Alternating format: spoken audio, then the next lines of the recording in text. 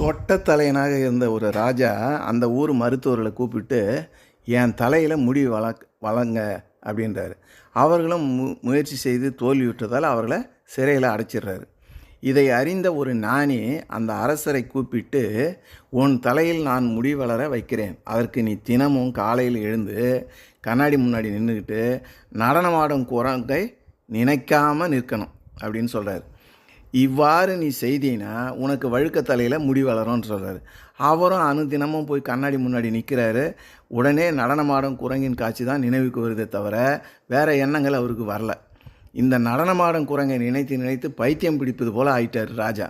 உடனே ஞானிகிட்ட போயிட்டு, ஐயா, எனக்கு எப்படியாவது இந்த நடனமாடும் குரங்கை என் மனசுலேருந்து எடுத்துருங்க, எனக்கு பைத்தியமே பிடிச்சிடும் போல இருக்குது அப்படின்னு சொல்கிறாரு.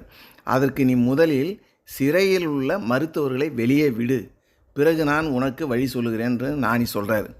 அரசனும் அவ்வாறே மருத்துவர்களை விடுதலை செஞ்சிடறாரு. ஞானியிடம் விழுந்து இப்பொழுது சொல்லுங்கள் அப்படின்னு சொல்கிறாரு. அவர் நடனமாடும் குரங்கிற்கு பதிலாக பறக்கும் பறவைகளை, மலர்களை, பாடும் குயில்களை, ஆடும் மயில்களை மாற்றி நினைத்துப்பார், அது மறைஞ்சிடும்னு சொல்கிறார். ஐயா, நீங்கள் தான் இந்த நாட்டுக்கு சரியான அரசன், நீங்களே ஆளுங்க அப்படின்னு சொல்லிட்டு அந்த அரசன் நாட்டை விட்டே ஓட்டான்.